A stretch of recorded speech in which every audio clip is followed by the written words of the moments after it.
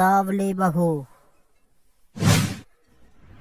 Mummy जी चाय ले लीजिए। अरे कलमुही, तेरे हाथों से तो चाय पीते हुए भी डर लगता है, कहीं इससे तेरा रंग मुझ पर ना चढ़ जाए। अगर इन्हें इतनी ही शर्म होती तो मेरे इतने हैंडसम भाई को इस तरह फंसाती नहीं। बानी और शिवम की लव मैरिज हुई है। बानी के ससुराल में उसकी ननद और सास हैं, जिन्हें अपने गोरे रंग पर बहुत गुरूर होता है, जिस वजह से वो बानी को सिर्फ उसके सांवले रंग की वजह से नापसंद करती है और हमेशा उसे ताने सुनाती रहती है। बानी उनकी सभी जली कटी बातें सुनकर चुपचाप वहाँ से चली जाती है। तुम माँ और छोटी को कुछ बोलती क्यों नहीं?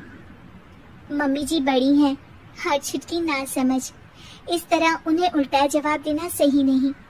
मेरी जिम्मेदारी उनकी सेवा करना है, जो मैं पूरे दिल से हमेशा करती रहूंगी। ऐसा बोलकर बानी रसोई में जाकर रात के खाने की तैयारी करने लगती है।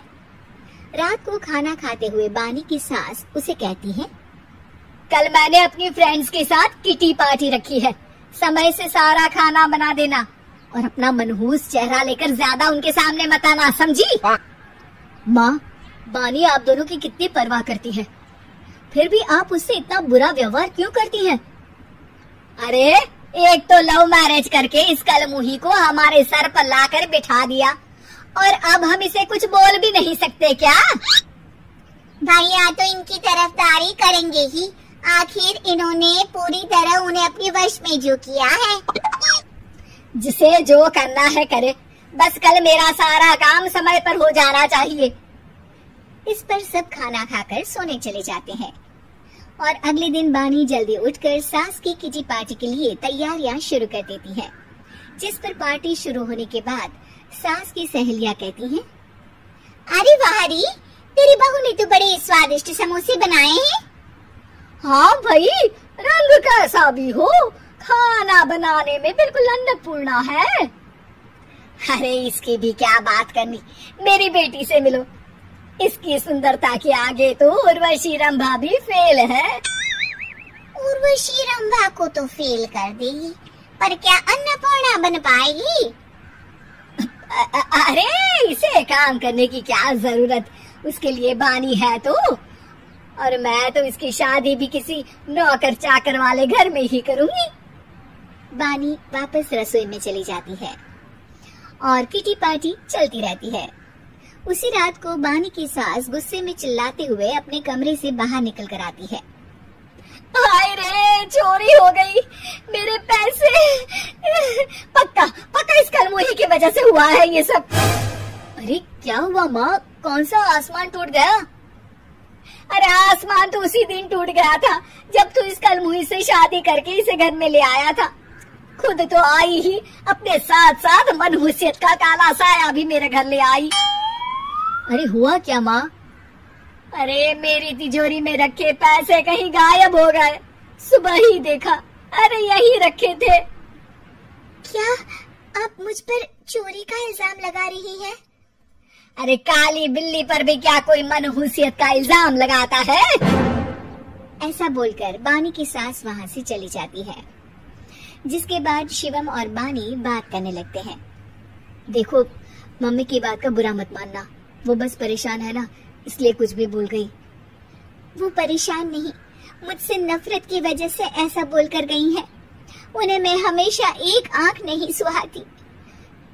देखो बानी, अगर तुम चाहो तो हम दूसरा घर लेकर वहाँ शिफ्ट कर सकते हैं। आखिर तुमसे प्यार करके तुम्हें अपनी जिम्मेदारी पर इस घर में लेकर आया हूँ, इस तरह टॉर्चर नहीं होने दे सकता। अगर आप साथ हैं तो मुझे किसी चीज की टेंशन नहीं, और आखिर वो हमारे बुजुर्ग हैं, हम उन्हें और छुटकी को इस तरह अकेले छोड़कर कैसे जा सकते हैं। इसके बाद बानी भी अपने कमरे में चली जाती है और अब हर रोज उसकी सास की तिजोरी से पैसे गायब होने लगते हैं। इसी तरह कुछ समय बीत जाता है और वो हर बार हर चीज का इल्जाम बानी पर लगाती है, पर बानी कभी कुछ भी नहीं बोलती। कलमुही नास पीटी, बहू को घर की लक्ष्मी बोलते हैं, ये तो पनौती बनकर आई है, पनौती। एक रात बानी की सास को आधी रात में प्यास लगती है तो वो पानी पीने रसोई की तरफ जाती है। तभी उसे अपनी बेटी के कमरे में कुछ आवाज सुनाई देती है। हाँ हाँ, मैंने मम्मी की तिजोरी से हर रोज थोड़े थोड़े पैसे निकाल कर हम दोनों के लायक खूब पैसे इकट्ठे कर लिए हैं, और मम्मी आज तक उस सब के लिए भाभी को ही जिम्मेदार समझती है। तुम बस जल्दी से आकर मुझे यहाँ से ले जाओ और हम कहीं दूर जाकर शादी कर लेंगे। मम्मी को कुछ पता नहीं चलेगा, सब मुसीबत खत्म। अपनी बेटी की ये सारी बातें सुनकर बानी की सास भौचक्की रह जाती है और अपने कमरे में वापस चली जाती है।